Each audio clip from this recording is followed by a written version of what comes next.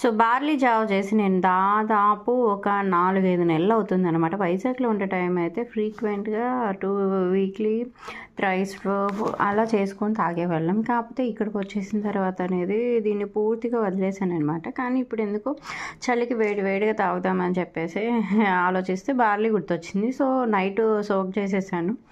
So ఇప్పుడు నేను అందులో కొంచెం ఒక 2 స్పూన్స్ వరకు సగ్గుబియ్యం యాడ్ చేసుకొని ఒక 5 మినిట్స్ మనము నానబెట్టేసుకొని తర్వాత దీన్ని ఫుల్గా బాయిల్ చేసుకొని ఒక 2 స్పూన్స్ బెల్లం వేసేసుకొని మరిగిచ్చేయాలి.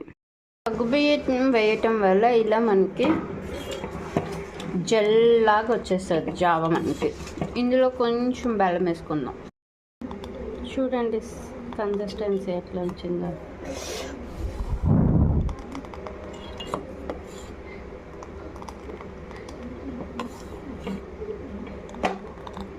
ఇది మనం సూప్ తాగినట్టే హాట్గా చేసుకుంటే సూపు, లేకపోతే జావ స్వీట్గా.